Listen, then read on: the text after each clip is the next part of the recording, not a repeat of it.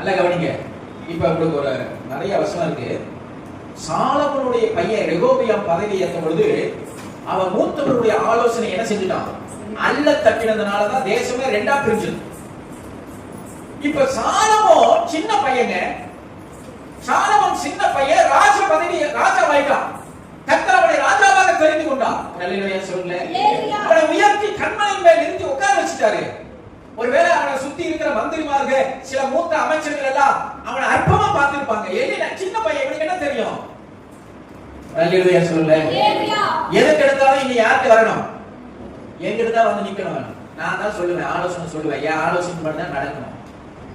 எனக்கு எல்லாமே தெரியும். நான் யாரோட இருந்த ஆளு, இவங்க அப்ப தாவீதோட இருந்தாலும் எனக்கு எல்லாமே தெரியும் அப்படின்னு ஒரு வேளை நிறைய பேர் நினைச்சிருக்கலாம். நல்ல வேளை தேவனுடைய கிருபையினால ஆண்டவர் அவனை பார்த்து கேட்டார், உனக்கு என்ன வேணும் சொல்லு தரமான ஞானம் கேட்டான். கர்த்தருக்கு ஸ்தோத்திரம். அவனுக்குள்ள ஞானம் வந்துருச்சு. கர்த்தர் கொடுத்த ஞானம் வந்துருச்சு. சின்ன பையன் நினைச்சிட்டு இருந்த அந்த சாலமோனே கண்டு இப்ப ஜனங்க என்ன செய்யறாங்க? பயப்படுறாங்க. ஏன் பயப்படுறாங்க? அந்த வசனம் சொல்லுகிறது. 1 ராஜாக்கள் 12 வாசிங்க அந்த வசனத்தை. ராஜா தீர்த்த இந்த நியாயத்தை இஸ்ரவேலர்கள் எல்லாரும் கண்டு என்ன செஞ்சாங்க?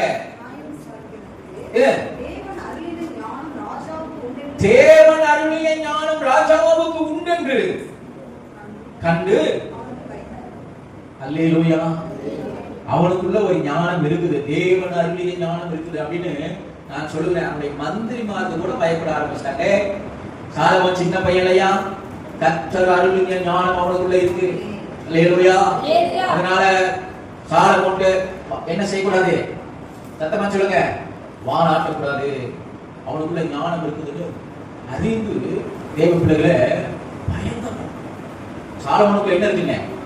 சத்தமா சொல்லுங்க, ஞானம் இருக்குன்னு சொல்லி பயந்தாங்க. இனி அவனை சின்ன பையனோட பார்க்கல, அவனை எள்ளி நகையாடிலாம் நினைச்சாங்களே, அந்த பார்வை போய் கர்த்தர் அவனோடு கூட இருக்கிறார் என்ற எண்ணம் ஜனங்களுக்குள்ள வந்து சாலமோனை கண்டு ராஜாவுக்கு கொடுக்க வேண்டிய அத்தனை மரியாதையும் கொடுத்தாங்க. அல்லேலூயா சொல்லுங்க.